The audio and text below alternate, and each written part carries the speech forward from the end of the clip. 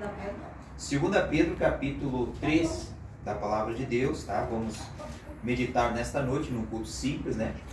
A Palavra do nosso Deus, capítulo 13, então, versículo 1 a seguir.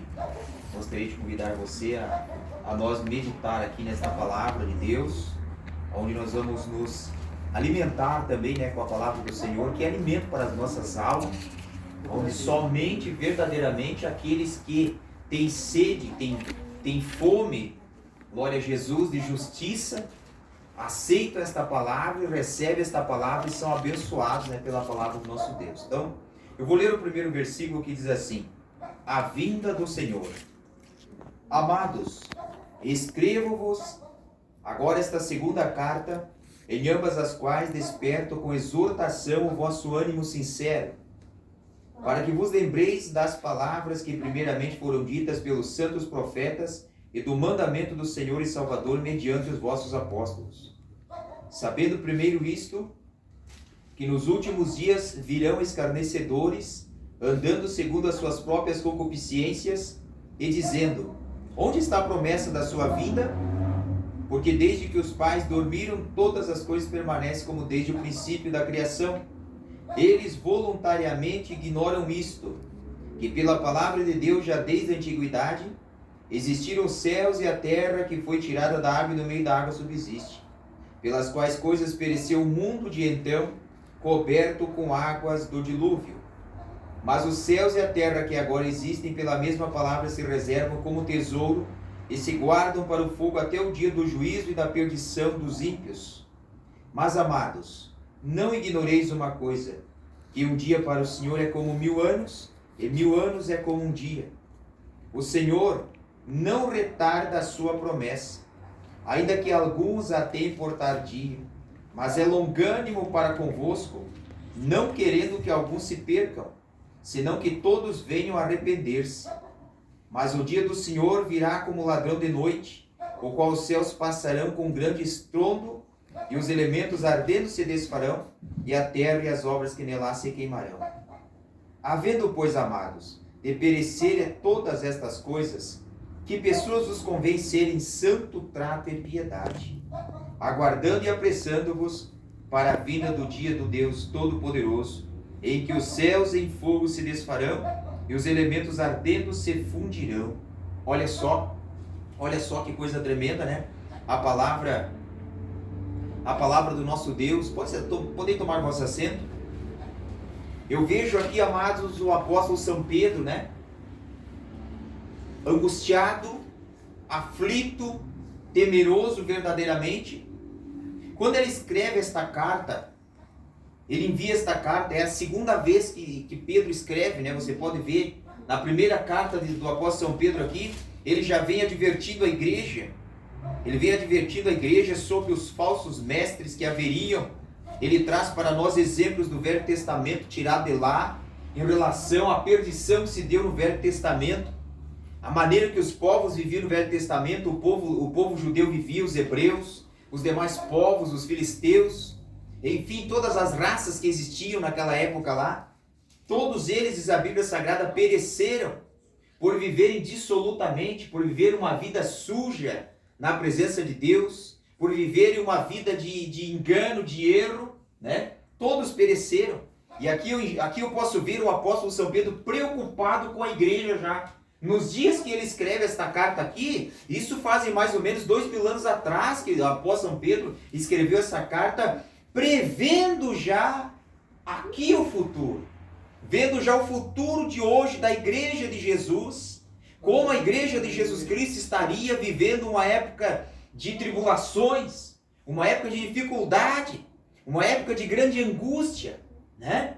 Nós que estamos estamos sendo atingidos pelo princípio da Bíblia Sagrada, pelo princípio das dores, aonde diz a Bíblia Sagrada que muitos vão retroceder, muitos vão voltar para trás, muitos não vão aguentar a opressão que virá, a opressão que virá sobre a terra, a necessidade das coisas que sobrevirão, né?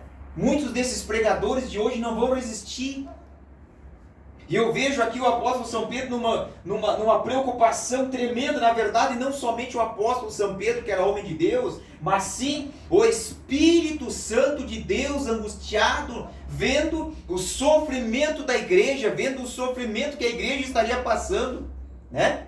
Vendo a angústia. Ele já dizia aqui: a segunda carta que eu vos mando já, com tristeza de coração, sabendo que vai haver tempos muito difíceis para vocês na face da terra.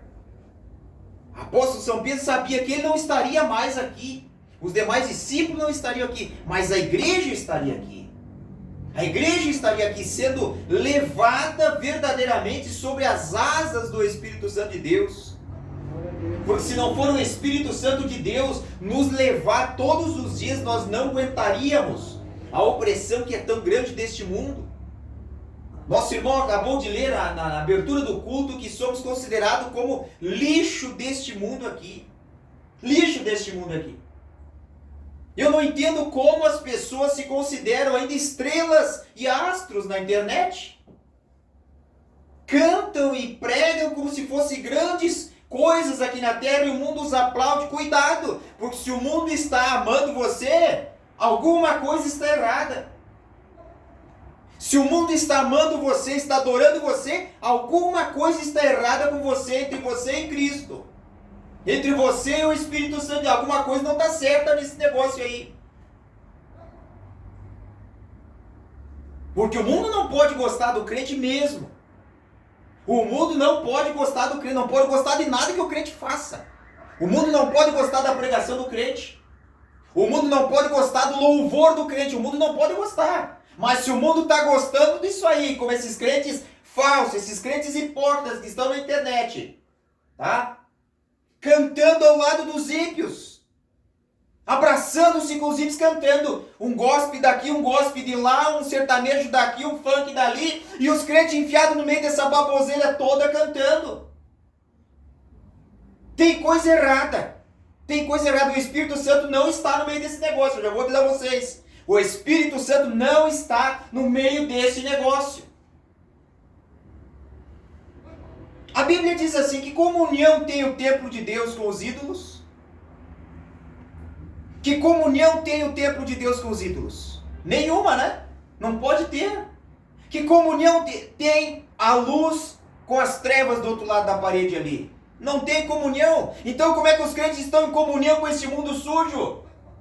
Como é que os crentes estão abraçando esse mundo sujo? Tem uma comunhão muito grande. Os ímpios se abraçando com os crentes lá e cantando junto. Fazendo shows de sucesso junto. Esta era a preocupação do apóstolo São Pedro, do Espírito Santo da verdade. Dizendo: amados, escrevam com esta segunda carta com uma exortação para que o vosso ânimo seja sincero diante de Deus. A vossa vida seja sincera com Deus. O vosso caminhar seja sincero com Deus, o vosso parecer seja sincero, o vosso testemunho seja sincero com Deus. Olha só, diz a palavra de Deus aqui, que comunhão tem entre isto, essas coisas. Não pode haver comunhão, não pode haver comunhão. Se o mundo está amando você, está gostando de você, está tendo comunhão contigo, alguma coisa está errada, e muito errada. Alguma coisa está muito errada nessa tua caminhada de fé. Alguma coisa está muito errada nessa caminhada de fé. Vocês viram alguém amando a Jesus? Vocês viram alguém amando os apóstolos, tendo comunhão com os apóstolos? O mundo tinha comunhão? Nenhum tipo de comunhão. O mundo precisava dos apóstolos para ser curado, para ser libertado, ser abençoado. O mundo precisava de Jesus para ser abençoado, libertado, curado, salvo, só isso. Mas os que não queriam Jesus não tinham comunhão com ele, em hipótese alguma. Da mesma maneira, este mundo não pode ter comunhão conosco. Eles não querem ser salvos, eles não podem ter comunhão conosco. Os que não querem salvação não podem ter comunhão conosco. Dizia o apóstolo São Paulo aqui, ó: não ignoreis uma coisa, que um dia para o Senhor é como 1000 anos, que eles iriam perguntar: cadê a vida de Jesus? Cadê o Jesus de vocês? Cadê o Jesus de vocês agora? Sabe por que eles perguntam isso? Porque tem muito crente morrendo espiritualmente, tem muito crente morrendo espiritualmente, se queixando. E não se queixam para alguém que vai orar por eles. Eles vão para a internet, ali na internet eles colocam as suas vidas ali, se queixando das suas vidas na internet, a céus abertos para o mundo inteiro ver e ficar escandalizado, perguntando, mas eles não servem a Deus? Eles não servem a Deus? Que Deus eles estão servindo agora?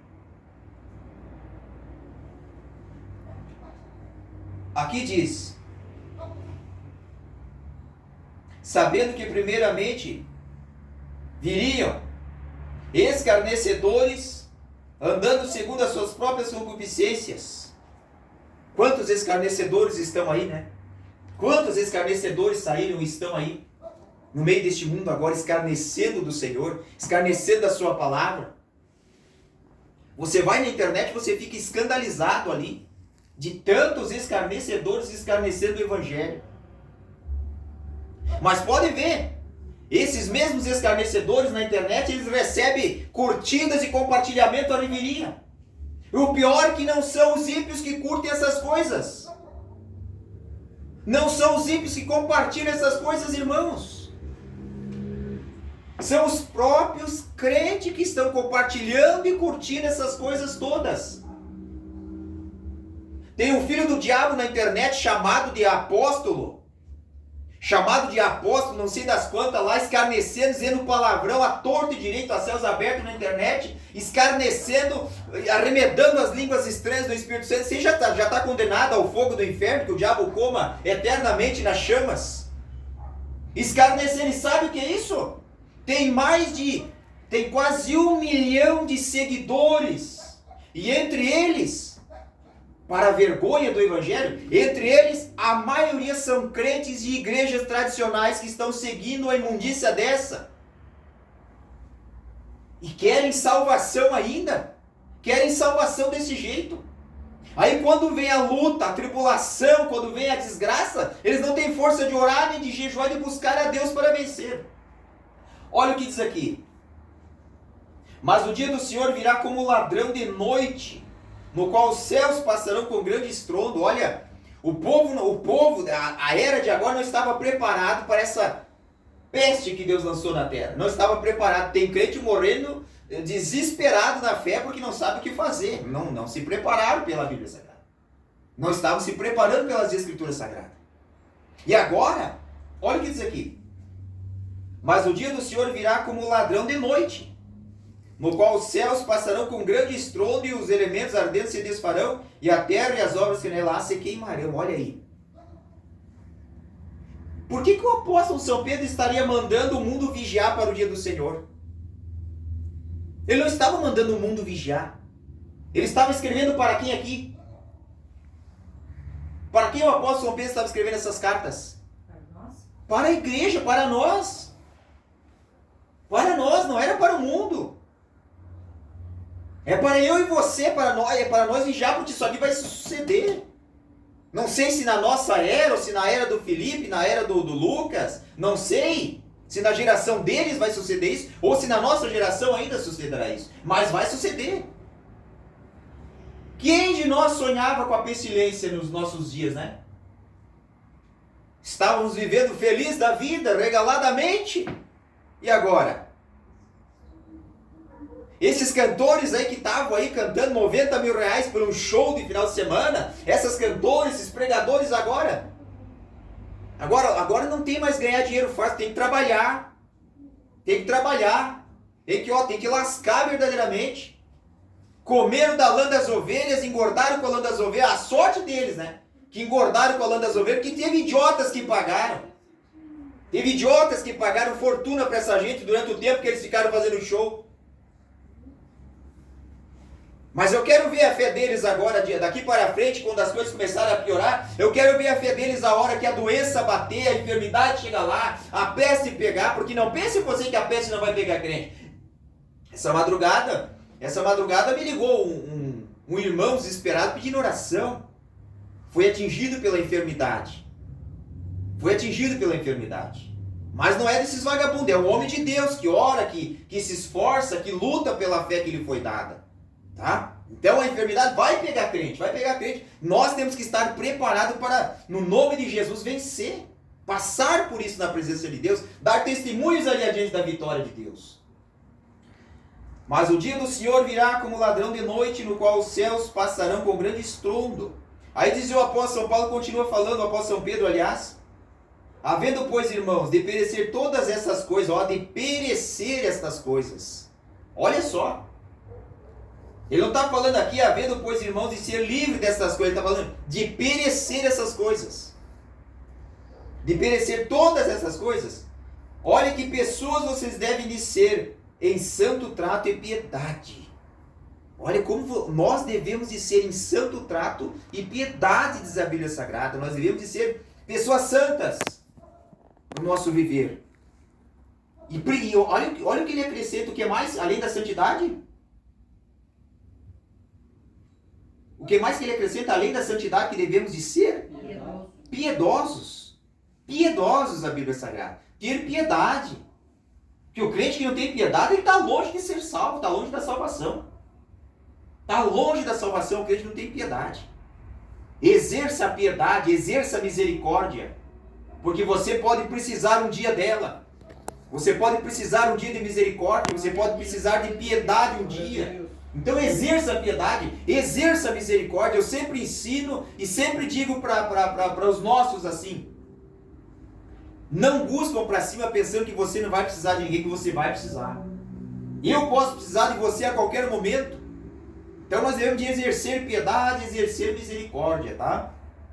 Ó, aguardando e apressando-vos para a vinda do dia de Deus.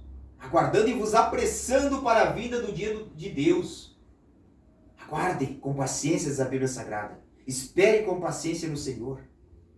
O dia de Deus está próximo. O dia do Senhor arrebatar a sua noiva está chegando. Os dias de Jesus, aleluia, dar uma ordem para que os anjos, arcanjos, serafins e querubins, pelos 4 cantos da terra, recolham a sua noiva, está chegando. Então, diz a Bíblia Sagrada, aguarde e se prepare para esse dia. Esteja preparado para esta hora. Em que os céus em fogo se desfarão, os elementos ardendo se fundirão.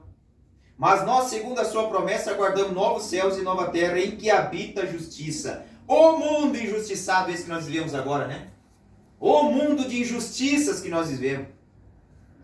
A Bíblia diz que nós aguardamos novos céus e nova terra em que habita justiça. Glória a Deus. Amém? Novos céus e novas terras em que habita a justiça, diz a palavra de Deus. Aqui não há justiça. Aqui não há justiça neste mundo. Aqui somos governados por 5, 6 mil pessoas. O país inteiro é regido por 5, 6 mil, e dentre eles a maioria vagabundo e ladrão. Entre eles a maioria vagabundo e ladrão que só rouba a nação, só destrói com a nação. Tá? Mas os novos céus e as novas terras não haverá esse tipo de gente para governar. É somente o Cordeiro, o Pai, o Filho e o Espírito Santo de Deus verdadeiramente. Não há trevas nesse novos céus e nova terra. A Bíblia diz que o Cordeiro de Deus será a lâmpada e o Pai a terá iluminado para sempre. É? Não haverá mais levante algum de demônio, de Satanás, não haverá mais levante deles contra esse novo céus e nova terra. É o que muito crente almeja, né? Que Deus termine com tudo e faça tudo novo verdadeiramente. Que Deus sumiço nesse globo da terra e faça tudo novo outra vez, crie tudo perfeito, né? Tudo perfeito. Pelo que, amados, aguardando estas coisas, procurai que deles sejais achados imaculados e irrepreensíveis em paz. Olha só. Procurem ser encontrados por ele quando ele vier, ó, imaculados, irrepreensíveis e em paz. Olha só esse versículo aqui. Que você seja achado em paz com teu irmão, com a tua irmã, com teu amigo, com a tua amiga. O próprio Jesus chegou a dizer, ó, se tu for à casa de Deus e levar uma oferta lá na casa de Deus, e quando chegar lá, tu te lembrar que tu tem alguma coisa com o teu irmão, alguma ofensa, alguma dívida com o teu irmão, faz o seguinte, Deixa diante do altar a oferta antes de apresentar a Deus. Vai se reconciliar primeiro, depois vem e apresenta a tua oferta. Isso significa que nem a oferta Deus aceita de crente magoado, crente raivoso, crente enfurecido, crente com raiva dos irmãos, crente que não perdoa. Nem a oferta Deus aceita desse homem, desta mulher. Imagina o corpo da pessoa que é para fazer o que com o corpo? O que disse o apóstolo São Paulo? E rogo-vos, pois, irmãos, que seja templo do Espírito Santo,